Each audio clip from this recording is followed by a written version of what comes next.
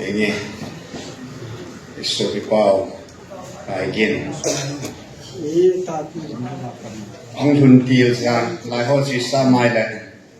ke bangsa bui pin kapang kapoi. Ay na imit ta ke muhin na lai muna ke hena zan ko ba kya kulay sa ho.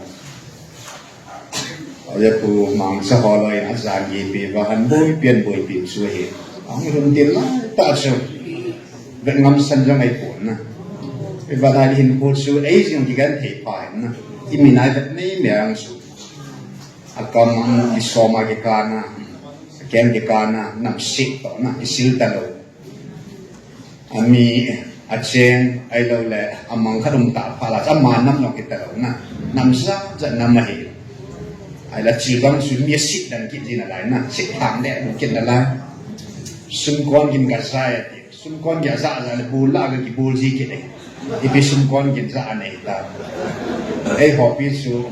nó họ hiện thì pin dạ hẳn na, cái hẳn cả dạ về xung quanh cái dạ về thì gì na, nó hỏi đả thà đi cái hỏi lạ tổ đi chạy đả đấy cái gì, thì ta bằng chân nhà số, cái lâu phải, nằm bò là nó xuất hiện thì bùn tu, mình cái tu bia, nó cái hè nó hiện It's a part of the one who let that he tailed his issue down the road. Hallelujah. That's a thing in the Lord and the heaven. A line was at two bambas, a Lord at the Masa about table. A masu big humanitarian at Hinacho, but had get to pin up and a killer to him, not way. And Adam Tina de Hitchum done what it is so, he always got us and the label. And but him get done pain. Nailun and I get on the mona. Ngày lúc nào tha dễ khó mà du sẽ bật hiện ngày lúc này áp bật hiện anh sולם ta Hallelujah áp bụi tu chỉ hẹn hóa du sẽ anh sụt làm tài Hallelujah cho nên hẹn lại ta bụi xung quanh kinh hoa ta bụi bắt cái hóa du ta này Hallelujah toại sọt thể na sọt sụt tu sọt lea bằng thể tài lại một năm sống tôi nói vô tu lên sinh cả họ là bằng ta in kita bangapat hinihilay mo na mihim ka mga doctor scientist on Allah na si mo het taluhosong na hilay mo na damnat samobet himita ama tu simhi kai tu simhi kinang kambit ta kama kanalungdan mo tunia apain at sa padam na tuke panat hipuma an save an puno zin avelin dam na pipapapatin thangba ave hallelujah Amazon apagong patkilmay lama idang tayo mangsakantahan lang tuhin tuni takom na ding tuwa anabit pay ngalaw din Yesu kay tabin sing ni kohe pathin evil na ding o versa som nga lang tin na hota pang miding itay 2023 soon Hagaw ting evil na mo Eni meti maglu at check talo ke bang di lo rin na at sa bang recording ng sa ke bang check daw ngay te at hin hagaw bin evil na mo bandil kilo ho Gabriel van evil na ho sim na ba at hin hagaw ting mo evil na mi game base to da na som ni le thumbe at hinya katiye ay la ning komaksum som ni le li ahin Gabriel at thumbe hin pat hin hagaw tinga som ni nakat ve in tu kuma som nakat ve jingku som nani ve din thinang mi ting hallelujah it's hi chila itaw naw zong idamo la hin itaw naw zong hi chi kam bo thila di mo ba chi jing lai dal jing lai hi je bin zong hin se ki katin nam pi taw na ni ko sim ani ko sima hi nam pi taw na hi 2023 August 31 Hungkipado in December 31 Sansu 2023 ni zakat ni som ni ni thunga hingin 2024 January ha pana December 31 Sansu ni zatum da som gub da hin tukum January ha tarikh khana panin December 31 hung di December 31 san hi ni ko zatum da som gub nga hikit dinga hin apo na su 123 366 365 agi ko mai le December 31 san hi ni zakit le ni som nga le ni li hung hiding a na tu ni hi le ni zang git le ni zagil ni som li le ni sagi hin na tu ni ko hi 847 in now hi akutia ni ko sang ta hin na ding ho hi ida mo le pathin zala ang lung ding kum tha kum sang ni la som ni la gut May 26 May 26 sugnu boy ke pat kun na sugnu gar kun ti ding ai pet the ding a May 26 27 28 zana panas 27 zana panas boy ritai sugnu chu as 26 May 26 2026 ang lung ding hi ni ko sang khat ke hin na di mo hi in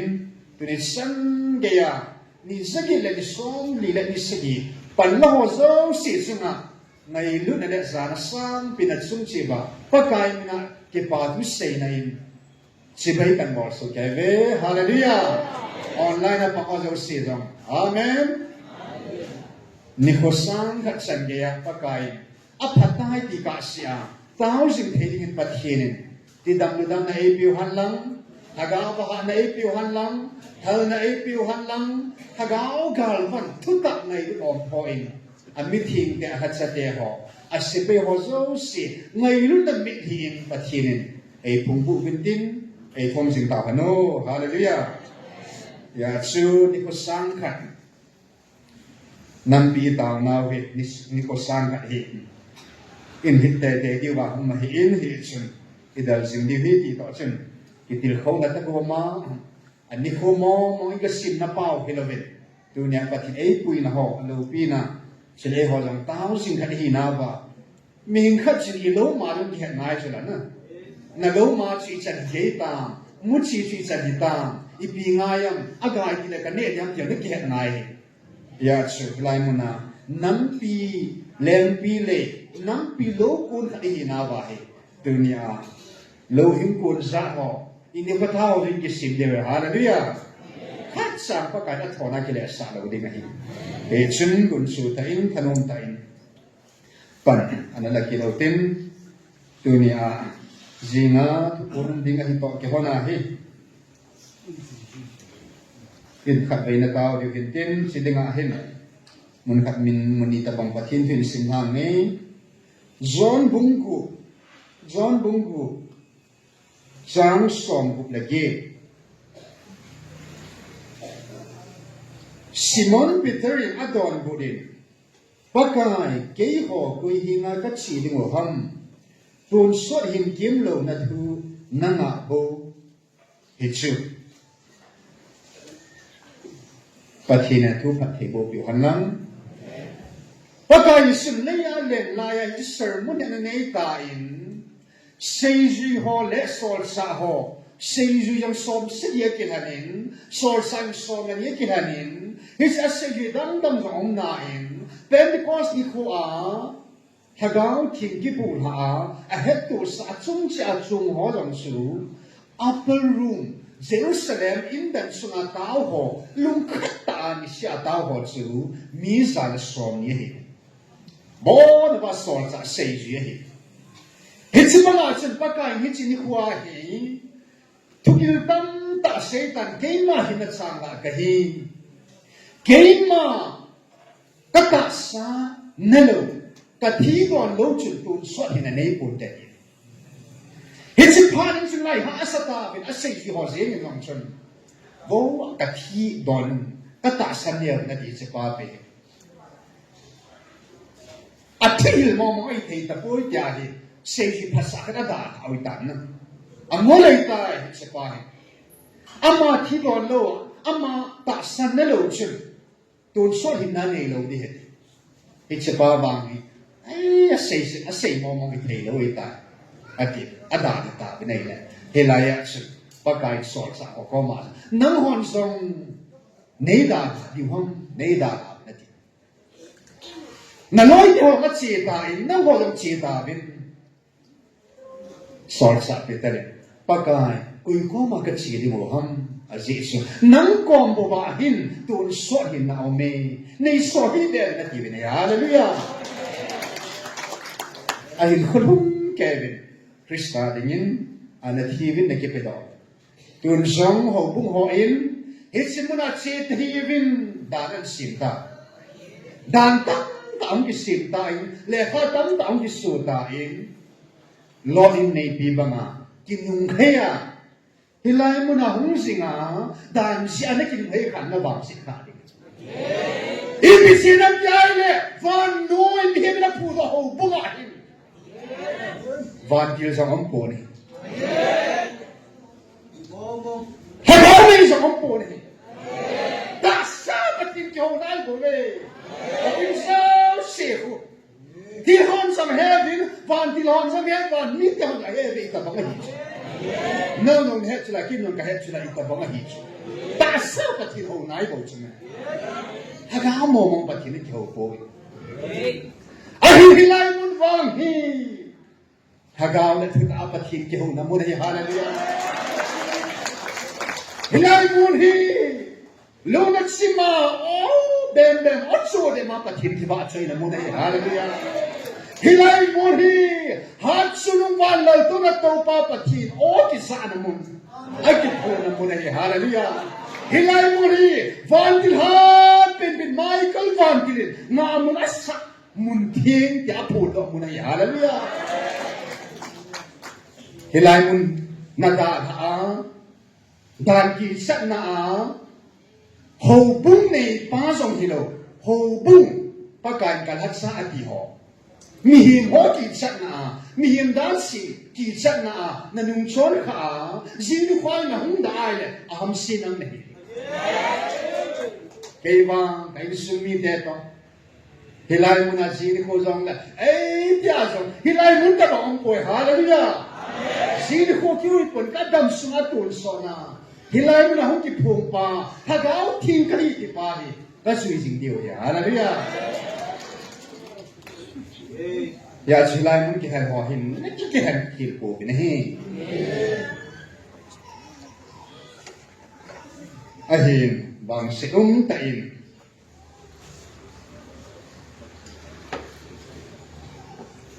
lekha chum mong gi so ta in ilai mun a chi lo ding da ang gi sim ta in lekha ang gi so ta in Jini ko hagaw tin tupon ngai ni nga ngai lu ko na na ese tupi mang sai sam ka taw na di je ba su kan sei ding hi in ya hin December 2025 chun ECA lam kai ho kilo ha na Reverend Kim Kusim Singson na Singson ti la chom dia ka ng ke de Reverend Kim Kusim Singson Executive Director ECA ama minin helai munahi nampi hagam nei tin munai chilo din kham ga na ho bum yo kham ga na le warning hong ki in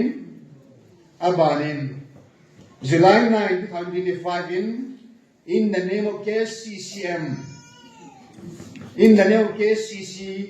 MS na Manipur Sinod Kuki Christian Church Manipur Sinod Dr. Dilun Kim Akitin Soibang sa Zozoi Bobe. Dr. Dilun Kim Komakiam Kagatsin Bible kay present ahin aman autograph asuya kain ama asuy kai to kibang logi lahi. Asuy bu kay matan ka pot si dayan na. Ay zong le agam kaya ti mayotin Pastor Namboy Sing Sit na. Pastor Namboy Sing Sit hilay mo na pathinin. Ngan sinakat zong ano na yahin Sing Sit, di kita sana. Sing Sit.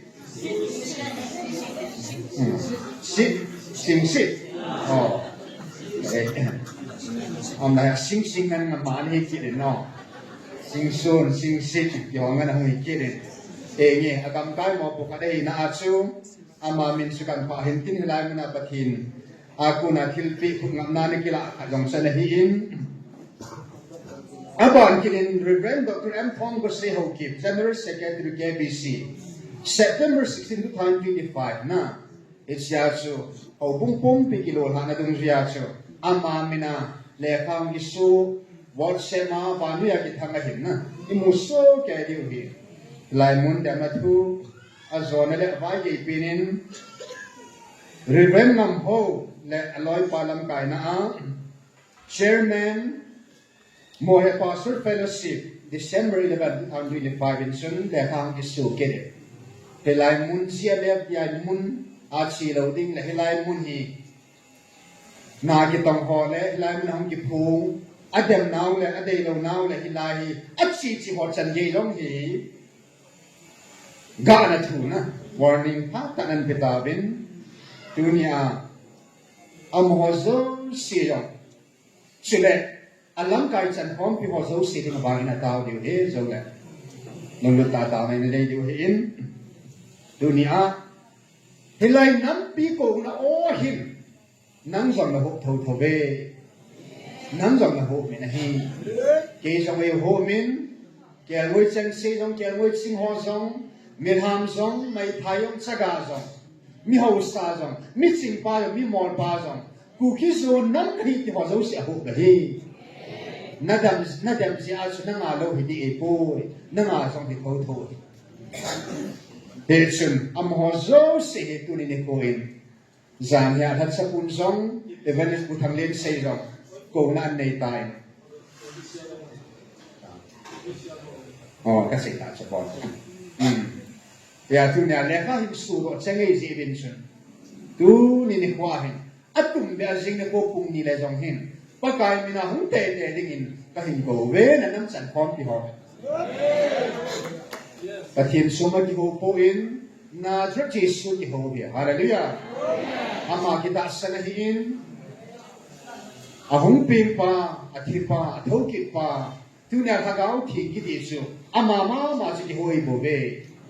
Esna pathin dang suma ki ho po in pathin sum dang ki bel po nahi. Mili anga ki bo po nahi hilai mana. Hingzing hat sunu pathin anga ki bo ko bahi. Hechun pakai hat sat sa ta Enge pathin hatsa pathin mina ho bung tina lam kai mo puna ni ta ta ngan hi bin dunia min sung pet pakai mina hi hilai muna jing pa pathin hagau thupu ngai ding le phut sim ding le he nge nan su le kha hi validate na nam pum piu le ho bung pum pin ka zui theina ding ba jing ni kho le jing ni khan hong man hi song naทุกคนหุ่มสิ่งอะไรที่น่าหินหุ่งเห็นหลังหิลายมุนาหีอามิสปะโกลันเนกบัดกามาหุ่งกิพงถ้าเราทิ้งกันที่ปาหูเกยมากะหุ่งตายที่ปาหูเกยมาเจตาเงที่ปาหูเกยมาฮัดซูนงปะทิ้งกันที่ปาหูเกยมาปาขมินปาหินันนากะตงอินอิสราเอลเดกันนันดำกันปุยหุ่งยาที่ปาหีKema ta san ka hungin nang ho ding gal ka zobin cross avan ni gal ka kisan ho bung kana sadon kana zobe ti bahi tul hagau pa na hagau thinga ka bil nahi be kema hagau thing ka hi ti bahi dilai mu nang ki phung hagau thing kema hagau thing ka hi ti bahi kema fal omega ka hi ti bahi Pathin hiloba akile alher hi na ti mong ale amun tan hin kitin kepi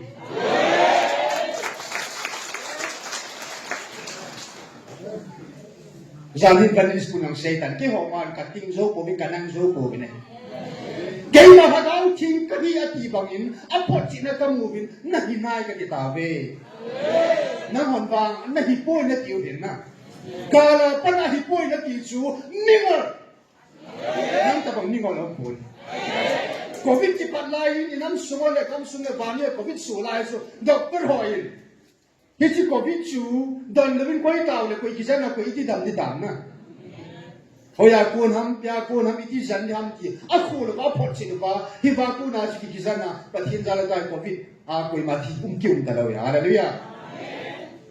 Yan nam mi te hadaw mang thai di thi lai ta thi ha ho ke na tia le thi lai mu na thi la pu na ti pao thi la leng ke na ti pao na ji mo pao thi lai mu na hu ke ho pi tang bo Jesus le ya le la ya chun Pharisee so adau da ho ata san ho aga kinil piu chana aga ki ho piu chme koi sa ka do an no ba do chme quay đi qua cái hồng anh cái khác cũng cái hồng sinh 24 hours na hiện nay mình không có phim quay số xịn na cụ cái số cha thế chỉ mới cha liệt thế nào nói chuyện chẳng kia thì mà cái hồng này quay bắt cái khác cụ anh thì cốt pa thế xin được làm thì mà cái hồng này na cha nhà pin pa thì mà xong này anh cái hồng sinh gì không có phim lằng hiện nay mình không cái phun pa bún cái mà cái hồng tai thì trái này cái thằng pin gì nó giống là xe thì cái nhiều tiền na nó đó là một cái đồng na mà không cái thằng bị mong mong như này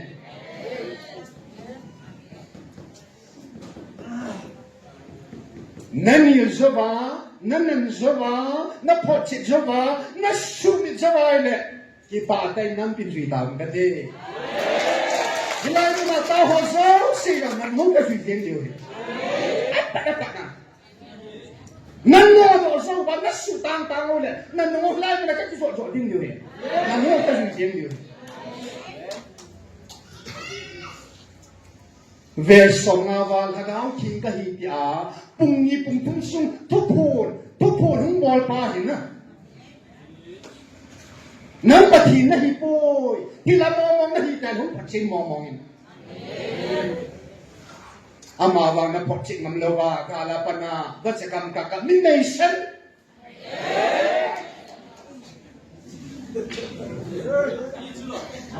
ta san ng gal kap jong le chwa ki sam be to anna ma de ti san phal ngam po bin ti chwa ta san ng gal kap jong le na sam bi bo ti chwa loi ha ga ma ti na ta ma mo la ki kia la hầu bung gạo xin luôn bộ, hi dân thằng áo cái mùa bộ là hình năng trái lệ, hi lại muốn là không cái phong thằng áo thiên cái hình cái bài, na hi bôi tin không tiền không đâu ta lên năng không suy tăng, bắt thiên ta hầu na hầu bà, na bắt thiên tu ni chân dia, na hầu ba na bắt thiên cái xuân dia, cái hầu bắt thiên ta mong mong hin, cái hầu bung ta mong mong hin, cái hầu bung ta xin ta mong, cái gì ta mong mong hết trái lệ, hi lại muốn thêm là tiếng sumang tăng bắt tay.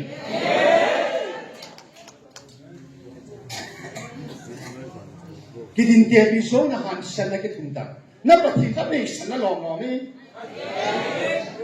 mi đang băng cả hiệp bùn, bắt cài hết sắc hết, thì lại muốn này chụp bùn là ta sản lâu thì giống nè, đi sẽ là cái bằng các chỉ mong mong thì lại nè, các cái thằng bị mong mong đi sao, ai na hi lâu na hi giống nè. Tu ni san ya thupon ke pa na ta tu ni san ya ma ta na to ko jem sala na hungovin hung pat sin no ben na hungovin ka na sala na kilalente ho na man sa lai ka na sei ta na atta pa na ding lai pi jing de hung di ngovin na to pa do na to se do song ka van til ho vin a bon cha ri pu a bot su ke din cái mà na thứ gì mô thì na pin mà sang bà pa na pin rồi pa na chỉ chân nhiều thứ gì cái mà cái hết tu sai rồi cái hết số cái na năm bom biểu thì mình khát đúng nhớ cái hết bằng cái hết à bốn cái hết số cái gì na đúng nhớ hết số pa thì lại mình hết bùi na dài không nhìn na không kịp không bật tiệt mò mò nhìn thằng áo chụp bật tiệt un tí xưa na âm na không nhìn là thu bùn cái trái đâu cái đầu lái xưa này Jangan ni kat kaki hoba le, kat cia, kat pati ma, ai lo pada kata ai. Wo kat de na pati ma hilo wai le chun, ipola na pati, tu ponu mumseng na lai na. A tu pon ki sai na le conclude ni sim sim ni mo nei bo so.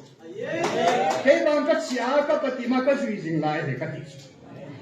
Aga hung lung di tak aga hung chen lai ni hen na. Ai hi lo song, ai hi su cái tie tan, ai bang ai hi lo song, ai ba na hi, hung ki phung di, hung quy den la lai. Ai sa pot chi na hung do be de hen na. A kam sang quy lung na ti pa chu, pa thien, hi lai me na hung ki phung pa no, pa thien ai hi lo chu, a pi sei so, ke man ka he na ya sei ho hi, chu le Bible na sei ho hi, hung quy do be de chu. Bible na sing quy nun mga kay man ka hena ko patin kam sang mo ngel quy nun su kay ai lo la bang quy nun di lo ding na che pa la quy nun la ba le wan jong ako apoi ti thei ki lo chana ai ta poi ti ki thei patin kam sang su tu sang ka long ke pe lo ya hallelujah sa de mang thei lo hisin tu ni ni khwa hin helai mun thinga kum hi sa ung ki phung ta vel hi sa vel song na gao thing ka hi ya hilai muna na ho pao Israel El Shaddai Elohim Yahweh Jehovah Emmanuel ei ko des nang ho wang tunin hagao thing ka thin tin ei ko ta ve hallelujah Naya kalian lain ganen ko in kalumin, munoy nung pin ganen ko nga kahung dumet. Kahung me. Hitsi pa nga tuna sa munim nung pin, munoy nung pina, kay makahung kipungta. Hallelujah! Kosa na lahat pa usong kay makahin. Israel di kanan ka wala po yung pa usong si kay makahin. Tuna lagaw tina nabil pa usong si kay makahin. So, siya makahin. Hisat say ta, ahit mo mong po, nahit po, nakay, hungin. Kung pati momongin, amun momongan. Nang pati ngamlo ba, gala pa na, nung nanasiyay ne, nang mazong na nung zihozong, nung setain, dam na sudiwit ay, nang kumpintam na nga kataat o dinig. Kung sakin na patim kong buka uma, tupon sa kana kay man kay na tupon sa kana kusa kam sang tai sei do ki ba iti mo mo na ni so da ko ha bible news o di ko i maam po ni ko ha tupon news o di kay man kay na tupon ver so nga ba la gao ting ai sei di tupon news o di nga na to ko sa ko news o di ai ko i maam da lo cho na ni so ba na ni so di nga le hungin na Bible trong lẽ năng thức buồn ấu xiềng lẽ rồi. Dunia, azona, ata san hồ lẽ, amin si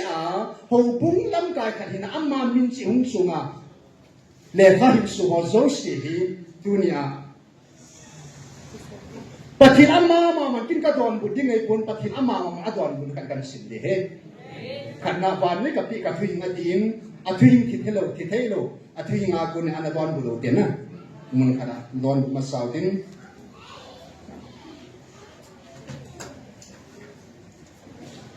senge alhat sa na ho pina ahin pakai Psalm number songa Psalm na sadya pada kan sindi he pakan ngai bin lang kino bin singkatin 17 to 23 azo kan sindi he February 23 2024 ata sanlo kalhat sa ho tunia le kha hin su ho nang ho din mo nga patina thu mo mang cha na ho pina ya na kingai se azo wa min kimin pa ho zo si cha na kingai ta vin ajesu nang ka anazong hot ta in na bodin pasai zo si zong nung lang siya na nanay gusa na to ka le na kisol pi midan ko kison bol hoto na kiloy je kisaya mala tila to kiloy na ka to kisolo ta so tilan ko pa kain ko so ko mo ako apoy ti na kam sun zong tu si jen se nan na mangin na nay wi zong so la na se na akile pele na tàu munin na supi tàu na zin na sei na supi na nu supi zin zong na he se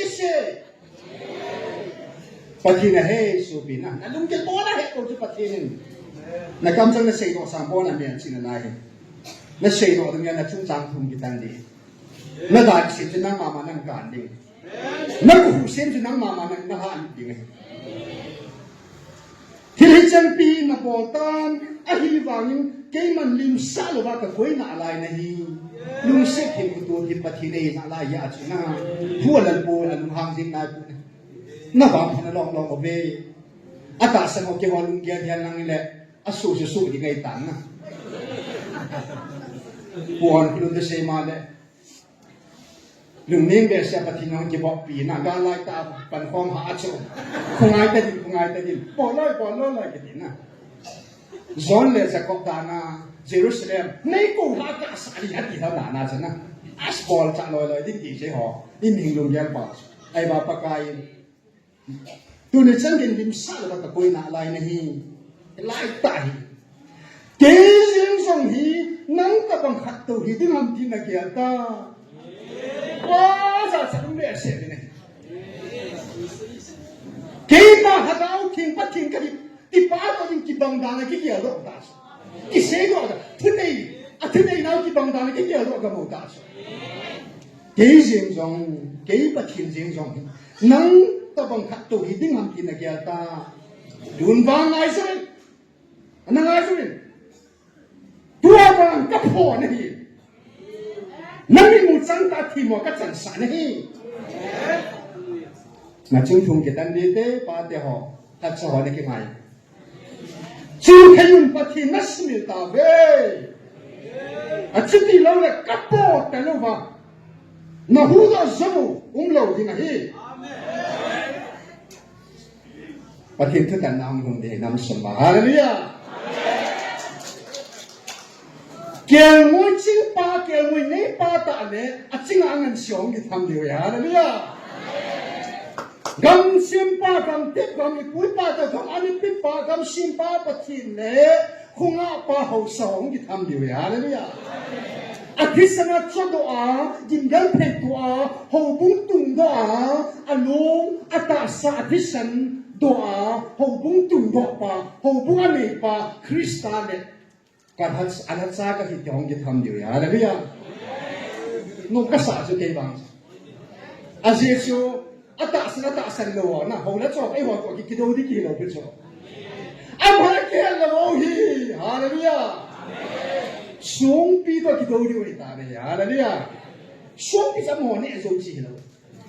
เลี้ยงหัวเลี้ยงปากกาหัวปากกาฟันเลยต้องนัดตัวปลาเลี้ยงชุ่มลงปลาตัวกิปูนที่วันตาสอนจากพูดกับพูดหัวเจ้าปูด่านพูดนับปังยิงกันนั่นอ่างชุบงาเซเลนะนูนับยานิปาด่านพูดจงเอาไว้เพ็ดอโคตรมาเลยที่เธอเสียจริง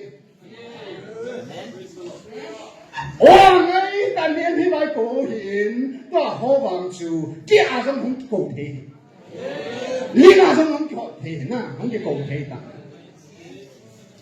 กูจะของโกเทต่างจูนะมันสาดตรงที่มังจะจะกินเนี่ยกำซาตรงของที่โกเทโจนี่กินเนี่ยที่ตาจะปานป้าให้จูเนียนั่งเลยกี่บ้าวันนี้ที่ไปกูปนะเฮงเงปะกาฮิโกมาตรงเลยไอ้ตัวอะไรเนี่ยฮิโกมาตรงไม่ที่เฮงเงบ้าไปทิ้งทางบ้าไปฮาเลลูยาอาศิจูกูคิดโซนันที่เกี่ยนำนำไม่ทับโอยเกี่ยมานำหาชุนปะทินนำเกี่ยมาสุเกี่ยมาก็ฮิติปานไม่ตาเลยฮาเลลูยาเซโฮวานำอิมานูเอลนำเอลซาดายนำไม่ตาเลยฮาเลลูยาkuy manam kuy makicik na tayo ngay tapon. Hubung sang amahin, gam sang amahin, hallelujah. Gam sang amahin lumalang tundi ngahin, hubung na lumalang man pihan na matatasa ngay, hallelujah. Nang nanong namikicik tayo tapon natin, hallelujah.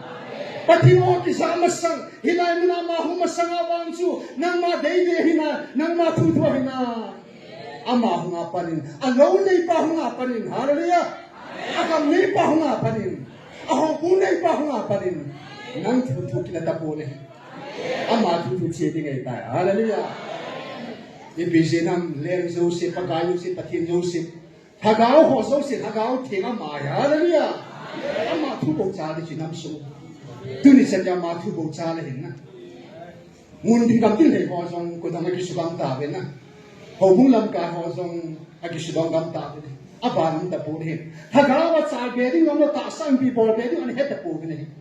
Hilan mo na ang babang chun kang son chan ye inam makudi mo. Inam kan kudi mo kang son chan di suto sa ko hitay. Hallelujah. Kasi sama na mahili ang atsahi be.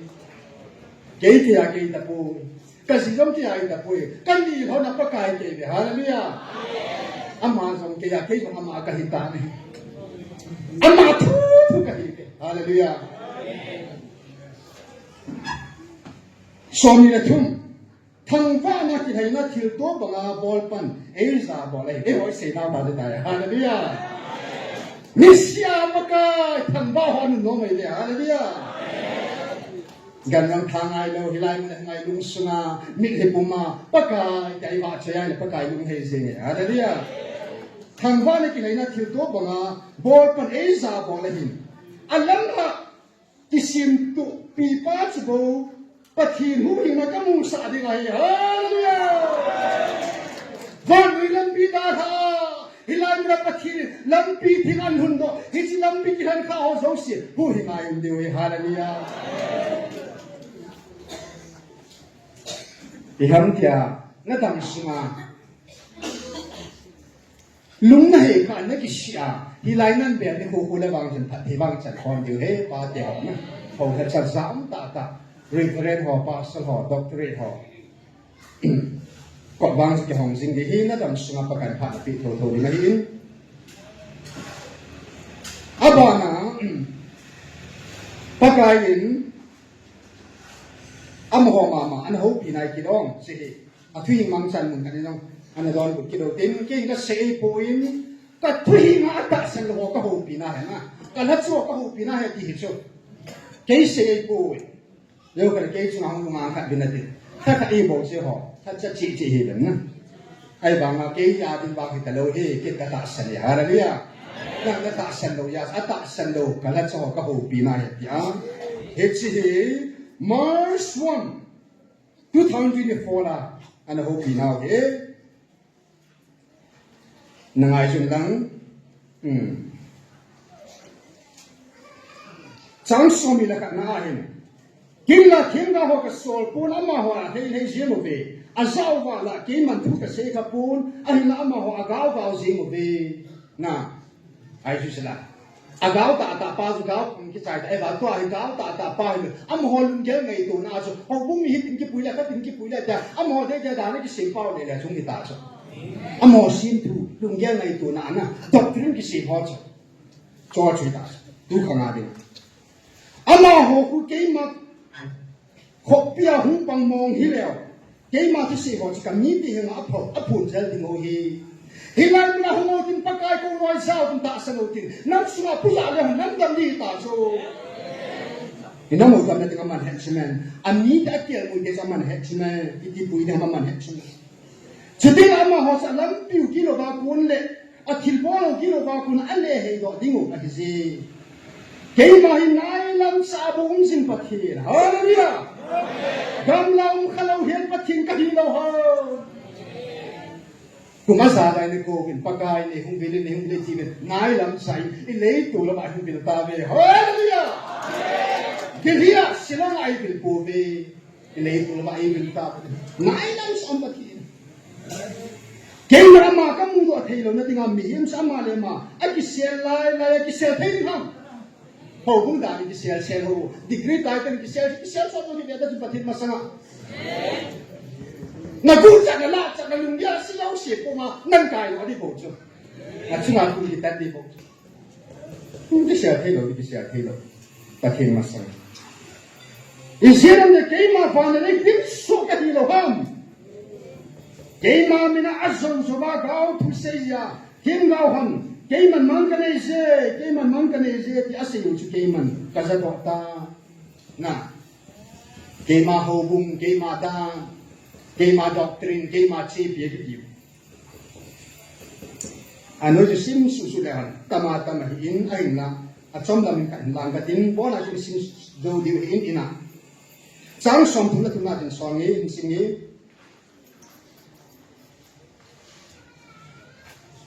sớm chúng ta đi ăn chung nếu hiện tại rồi là nala mang thu gạo thu xây à khi chỉ họ chỉ xây cái mít thì ở trong nào là na sa lô na và quy mang họ cái mình có số lô bể họ thu trong cái bể lô hi họ chú cái mình cái đầu riêng ấy tu nhà họ cũng mít cái đàn xin cũng họ chú quỷ đầu này phổ biến nè hết lô cả vá nè hết lô vàng vá mít thiên bốn bằng á chỉ suốt đầu này phổ biến này pakai nang quỷ này na bor sinh Jesus cái hiện này hallelujah mình thì gọi cái gì mình hầu cũng nhau cái gì mình ăn đồ bao giờ hầu cũng ăn này bán là rất đồ ôi ta này hết chỉ mình thì là khát tù hâm anh lâu là thêm gạo khát tù hâm anh lâu là thêm phụ khát tù hâm xong nang man nó đồ à hết ta à dia pakai pu ki chi pi hâm à dia hi là nang ama ho za chu nang ho hi pu ki chu na hi ring hi ja ke man ka pai mang ding na hi ve tin pa kai na se ji oh pa kai ta pai mang ya di so na a thui nga se tam da om hin ho pi na bible mun zani hin ding ai tain chapter bible chapter mo mong zakat le som ko le ge lang thing ai tain zani hin ding ai tain chi bible la mang chai ho pi na na hi chu la ji mun kan mun ni bo wa kan kon bu dei ong pa kai am ho ho pi na kan chon lo son ki dei in tu hin pa thin ha gao kim tu pun a kam sang ta ho la cho chung sang tu a dong na kan sim ki do na August 7 2023 sana chu hilai mun a pung sagi chain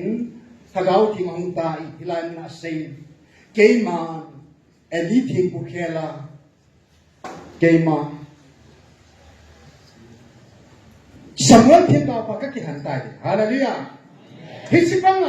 các cụ nó sẽ đủ hầu hết xã hội lung tạo hóa khẽ là cây mặn cần hết xa thì những cái kỳ hành đó ông tài này thì này Hallelujah. Ta sẽ hầu hết cho tí tí ngô hâm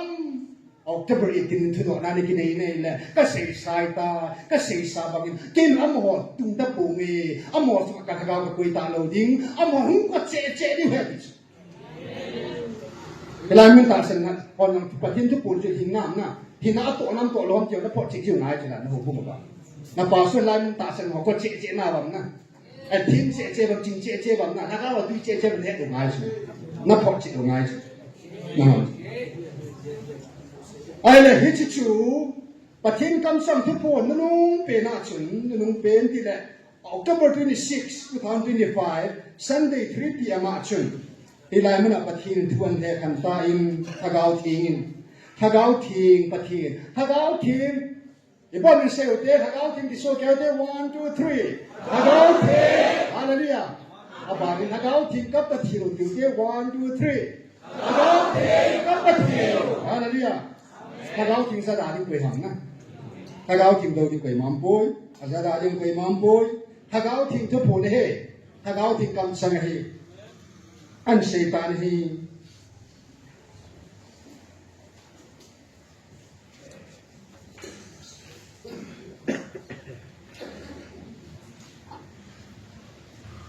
cần hết sa tin cầu đàm tiếng mình có hít dòng leng nang ho cần hết sa tin cầu te hít dòng leng hít lại mình cần hết sa sang a som sinin ke man các cái hành độ tan ke man các cái coi ta hallelujah nang ho phar ka in sun ke ma mina thau ki nu na hi se ben sun ke man phar ka na pe in ke man ka pe di pun na pe pu vin ka tin ke ma mina hi chu kun khat tha ka in na pe u le hi chu nang ho dinga man tha na hi di hi chu nang ho na man tha di chu ke man ka pha lo sia pha chu ke man ka pe hi in hen na chuna pha nang na pe chula hoi ta pha February 16, 15 na kupuna no min ni somi ni ka pakapi na tin March 7 chanchu ni somi ni ka dehin tu chanja kala choni pha bi ni somi ni ka pakapi hei singa mo khelo ba ka hingan belo ba ne ke ma ni zip gama acha pau ping masa ta pha gam ba ka su be hian di ta cho anh là pakain he jong su ala chaka inaw le ata san horzalin chun hungai so lundi so pathinin Israel te le ikisik te bo na pagna bol po na hi kan la do kita ti anh anga zo ta po na hila pathinin inam pumpi ba ho hat sa ho mihim tum hat sa ho le pathin tham hat sa ho eli khela Samuel ke han banga pathin hat sa ding nam pum pya dinga anam thana dinga alhat sa ki han do ni koi ta ne hallelujah damo ta pe ka ahin tun ke man pita pong ka ti hit pha chom ta po hit pha ji ke man ka koi ta po na si ji ke man nang ho ka hat sa nang ho ka cha ti in ko ta hi song leng ke man nang ho thak khela asang asom asang za ke man ka ki han do ta hallelujah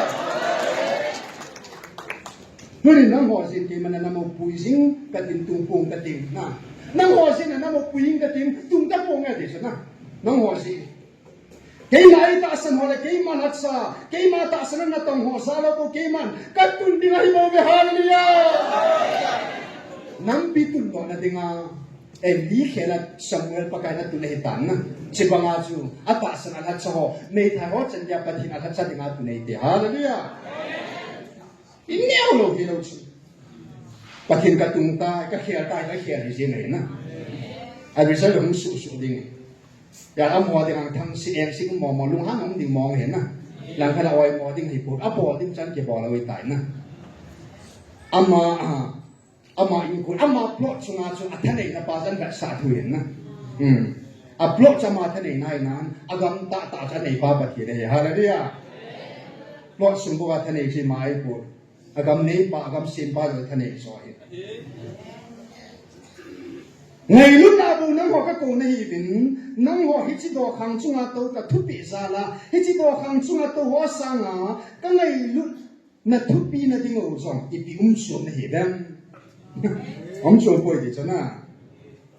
cái thúc bị sạc cho nó bật hình cái nào cho na thúc bị xuống cái lỗ cho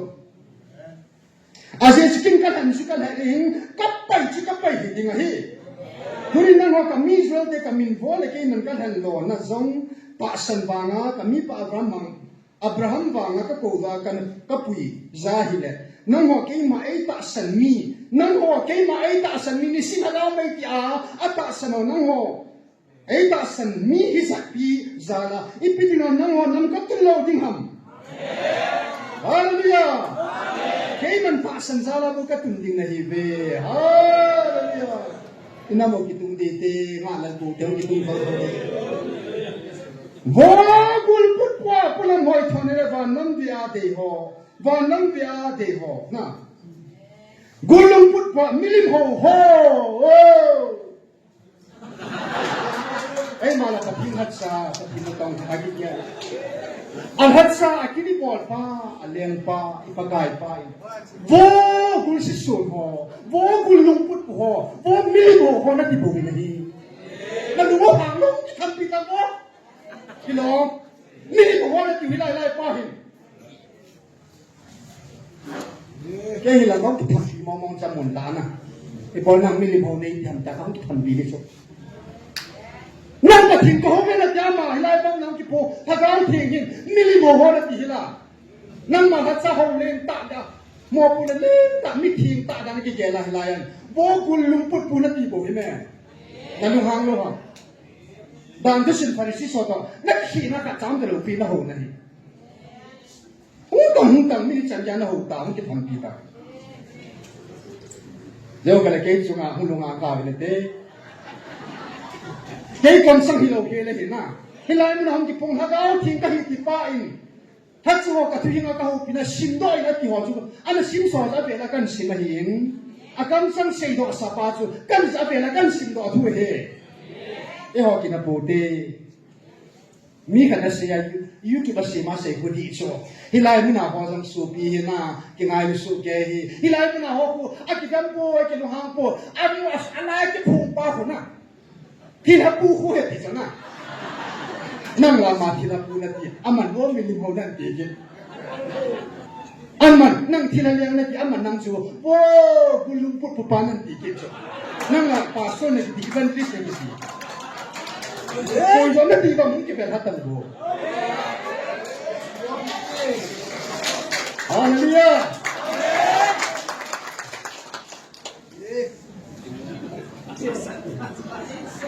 Hello ma.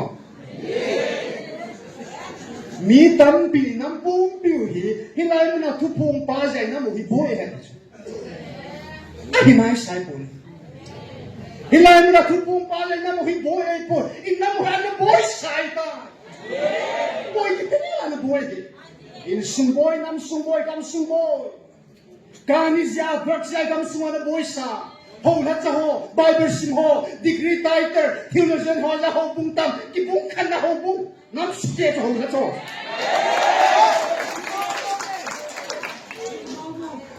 Tulisan ya insay hang. Ikom kailo. Bible mun kaya kila adoring Jews pisipain Jesus na baptized sa so sa ponte so sa bumi sam som na kila adoring at tumaloy tumagisip Hebrai bung li chang ko pathin mi te ding chol nga ni khwa chol nga na om singe 7 day chol nga ding hi la ja kila do ding 7 day ke mo ding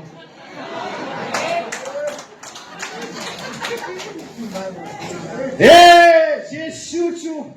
tiang vai chung am pin vai bo wen bung ho em bin bo hin Jesus piang la dong pang na lai mình giàu sự kiện khác này rồi, David divine này, Hebrew power, Joshua chủ Giêsu thì này khác rồi, đi đâu đi đi, Joshua, Messiah đi đi ngay, cuma kilo itu mau incen, masih mau le, asyik itu ngomong gitu terlalu. Mesti mung suami ni suami ko, nang hati ni nam kami usahakan apa aja kau timbuk tal kamu Yesus menacam ngomong nang horloi. Adi ta poi ta ki na pi ba ho pu nga na no do le o cho ku sunga ne ki no do lom ki re he pa pa thi ha ga thing pa thi ama mi na ba pai sa ho bo chu ti san dan di ta ya dan ma mang di pu amo thu chu pa thi khat thu am khom he bin a cho ma che tui hi pa kris mai the tho ding hilo hin ki phum te nga he ja ba ti sung di pi ba ku ki hi ding baptis pamai le baptis sa boy sim tak de di ku ki yu chna so cha bung ko la ma bung som la ma chun Christian an ke ba chun Christian din ke min bo ta ve ya ku ta Jesu ta sa no chu Christian mi yu hin ku ki ya Jesu ta sa na Christian ki ta hoi la ni ke ko ku ki Christian sa ki khom tang adam noi tu lai ta chna aku kau loi tum semua. Bible tu kan dia bawa semua kehon.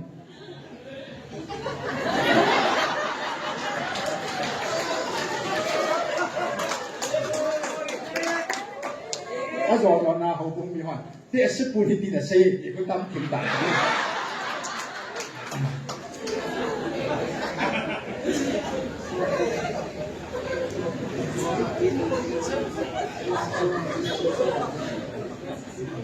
Pentecost ni kami hagaw sana pau kata pau hagaw thu se uchme revival ho pastor pau ne RCG ho na ai lo le pastor nam lun ho loi siar so la hagaw pun mau te ding gaw chan ding ba chang na lam te ding na azupa na chui ami de chana pathin ding da nun da la salam ho oh nah pakai na la ka vi nei pu ju la mo le ki to ti lo ta cho ni chalom dan nan so na a chu pa na chu a mo do la mo ja lo ti la loi me ki su ta cho ho bu abung na ho ya ku na sa bung ham ti le sol sa bung ni me thi bung so ni le ge Hebrai bung bi na abung bung a ki la do chu le ti so ke ai ma ma ti pa na ba long su ke he cho ti so ke ku ki Christian an ti wa Christian ki sa ba la mo di ki ta cho ni hen ki lo cho ba ki so nin Jordan ta na phum pho e ba ki ki ti ding a hi di ki ta cho ka chang pe yum ki lo na di so ke o cho Methodist method này ta na Presbyterian upa ki vai hom ding a hin na ki vai hom na jong hi ama de ya chu ki ni cho upa ki pu ding ai ya Presbyterian na upa ki pu ki cho ma vai hom na tum de na ka da chu cho ma ki pu ki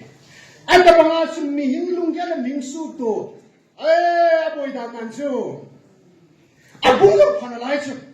a bang a cha ki ki kan ki chu na a cha na jong Sol sa bung ni sang som thum la ge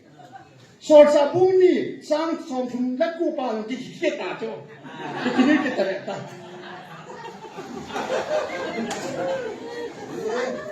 par si bung ni na chu na che tan lo ngai ta lo Krista yu sa mon che ka ki ta nang ta tin ha ga wa che ka ta hingan se ding ai ta di ding na Pharisee son che ba ta no hin chi che kan je mel chi na ya ti ding ta mi sang hoi su phyo kun ปะทินมีไอ้เนี่ยตาสันเจ็ดนนตันเตะตุนชอบทุบปีเหตุกิจเดียวนะดิวตอนนี้สมัยกลาตัวดิวให้ลามาสู้ตัวกิจเจ็ดตั้งอาชีพกิจตาอาสางบางกิจกิจตาโจอาจินบานะอาบุงอาจงอาสางอาจงนักกิจนะเฮอาทุนคุณน่าอาสางอาทุสุดนี่กินเงินกิจตาเดียวโตเอาให้ลามกันอาจุนอิสราเอลจะสู้จะดิ้งให้ได้เลยอิสราเอลจะมั่วให้ทะลุกิจเลยให้ลามกันเสกิจตาโจอาทุจุน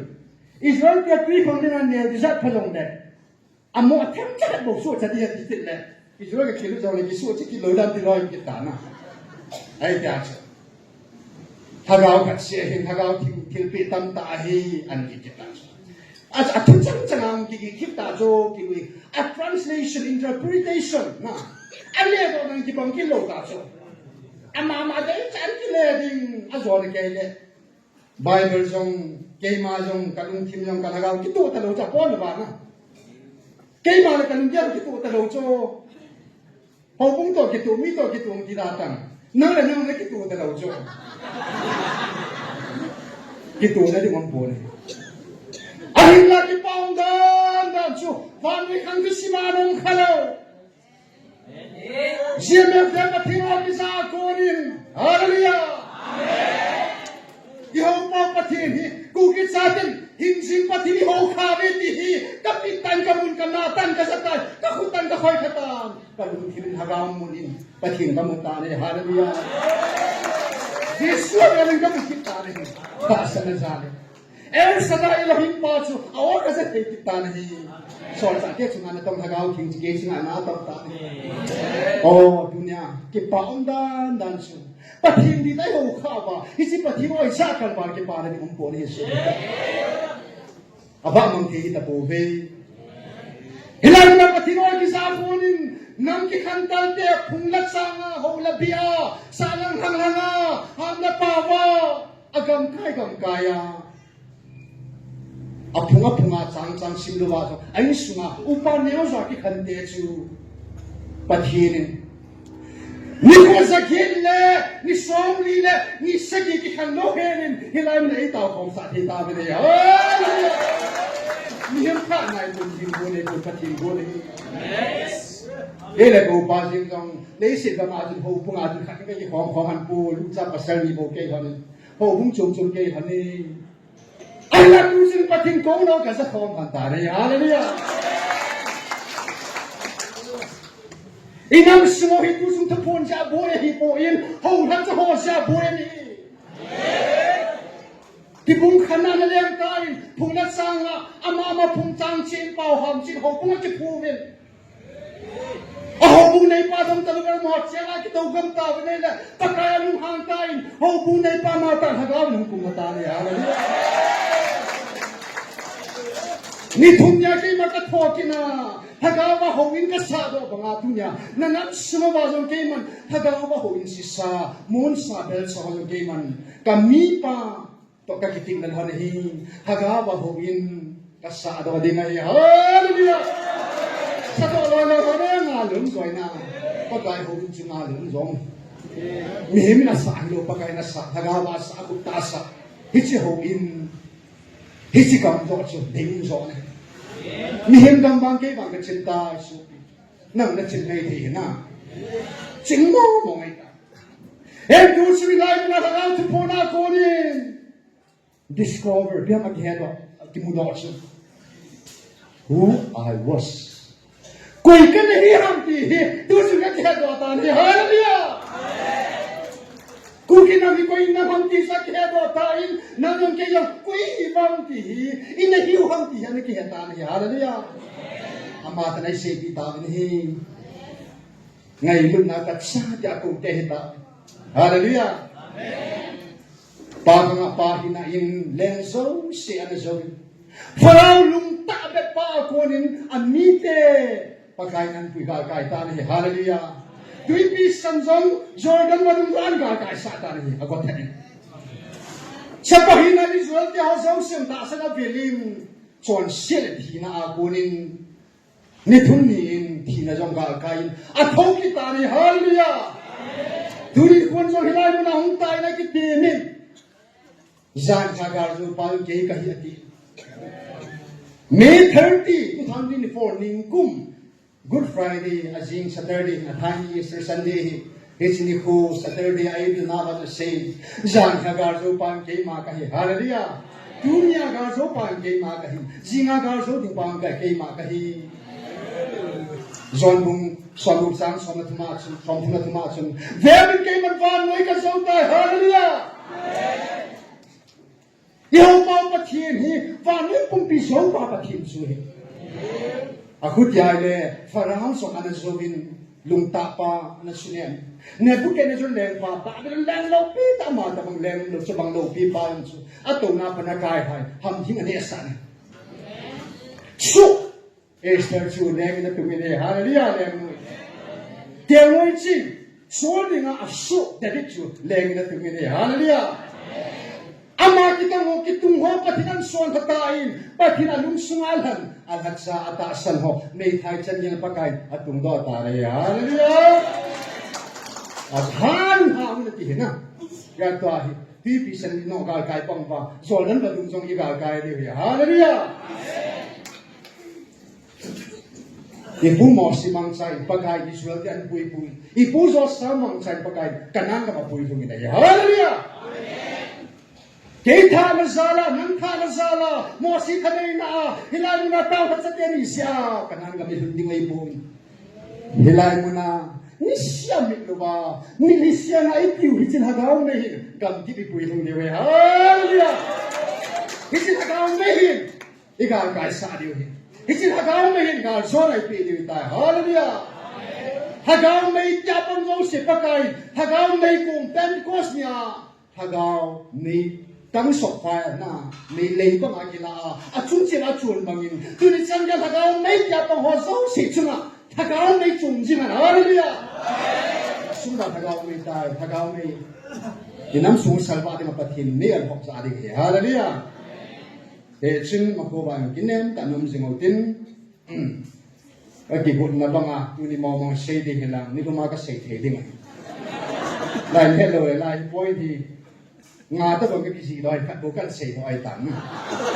tu nhà phát cái sai thì ngay bố in sinh ra thay cho mong mình na ấy thì apa cái ni có sang tí biết gì ông lấy tí điều tại na phát cái này in vậy chân ni đang đang đi in cái câu chuyện tu nhà đi in hết sản xuất thì không là thua nhưng mà nào hình tin cái giống thay ra như vậy tạo cho na cái mình cần này là tu nhà đã phát được sai là giống như tạm tin tu hình áp khát về na đi Jin ko pati o isa di ta si pakai kami sa pa jong atta salung ya am hingung ya athi chana kalu pin na mung de de ba di ama ani mung chana na ama ai pi chana chu oh la sa di ka na rai chu na nge 24 sa kai ta in jin 25 ka hi in school sa pong ang city ka mai ta na ti long lo men pung ka ai nai ti man chun Bung kat bung say lang nga nagyal daw din. Nasa di ka lang na layan na. Iso pinu, nula lang. Ba sila sa di ka na ko palaw din. So that, kisama ni bay na tao di he. Oh, sumiyak naman di o. Sumiyak na ita. ATM card ka di ho mo. Akit, lain di mo in. Ning ni ko. SBI ahe sekali dolar kimu kira dalam kila PT kosong le ta kitu ta pathina za hina ding ma ding ta putin kansan hungdo skonding at sa put hamlin say hin upapumang neo hin amani sa bela mam lo hilana pathina say bang ta ako kichi tan pun do thelan na ding an sim do thelan na ding ta pi kirotin sila jingni ko amun thinga hilai muna kimang chaling volunteer ho zo siang na tau pi kirotin chule pathin atum be ami pa do kitik na ban ami pa pu pe sin som atto do mur su na dingin tau pi kirotin jing ko thupu ni kwa mun din gam tin ang person ni ho zo sia na gam la nai lama keiwa ta sen kung so sang hagawan kung so ding kanong sa hallelujah hagawan kung so khoma singa lang sunu lang hoi lang gam tin hong kal son ding isu pi ho zo se lam ka ti ka la na boi nam lo lang dum thela ding open isa from the ding tau din zo ding le tau som ding point kan se ki ding na ti tau lai ba kan se ti tau som ki ti tau som na kan ne le tu ni pa ri sai na hi de tau te na he pa hinna le ka pa i lo si lo ma akita la um lo hela van ga bin thela ding mi pa tu pi pe hi si tu hi pathin inam sum ba hagam mang ho ding tau atin ho hat so la hagam mang ding ga ho me so ti te hat sa ke mo ching ya mit so da om ta be dunia mit so lang hagaba al hagam be hu ngam thela ding inam sum ba ho hat sa ho hagam mang ding ho ding tau ti hat sa ho hagam ding mun ding tau pi te ho hat sa ho le kha hin su ho am ho ding tau ti hagam mang thai ho ding tau ti hagam din hat sa ho ka su ding pi na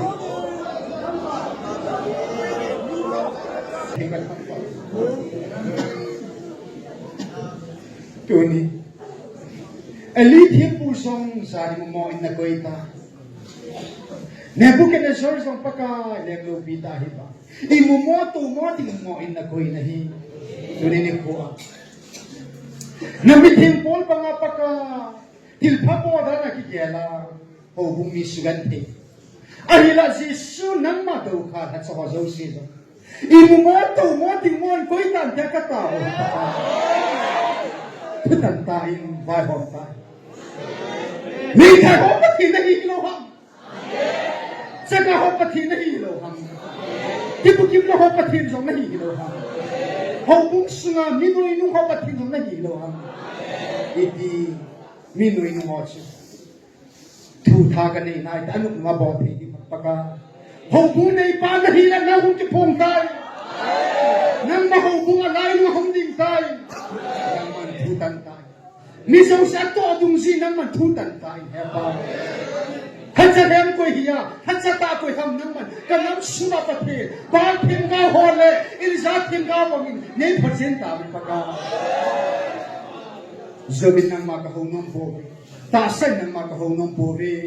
Na o sa hole, na namhante hon. Tutay hagam ng madaypang ng makahunong mo. Usu naga iman sana na tuwing adi na nagsagay man kan puno na suma minghina zala te sabal ja paka nang madaw na kaselo ka am na pati ng sene ngai dan ahi ka sa chan kon ko kapa te chen ho miching mithi o bung le ta ta pan mo ne ho zo si bo pati alu sum bangata aki selo ho pati nang main lung sin ni mo ke even na alung timaw ng nebo iti kataw so kataw kon hoso skamit hiu nei don gulubin adin nang maago ni kasawin kipa nataka ni so natang na ga kilaw pita kan lung di di kazabasa ni tiga lung sirin na pa nagampit ang lung loloyan sa tabi kamu diu kin khabe do patin tuhin Oh, kung kilang mo sing nakaditawe, katawe nung kasanawe song napaka, atasan lohon song, amu bet hinading wala, nang pintasan kakibelak hinading mo bin, nalawpi na, nangayon na pati na tabe ka, name mong salo lang, hindi binang tahang tao kinabe. Damanay sa isa nang kipadu say, zin ko asang padhuma, na meeting din na kiyal mo isang si, hinasangha na din yun, hallelujah! Hindi doon kong din pati. Apat sa nagyal mo isang si namunti nga. Kaya mo kula, kul kong sa divin. Puy kong divin. Na sa Jesu na rin kahong tao. Hallelujah! Amen. That's fellow din.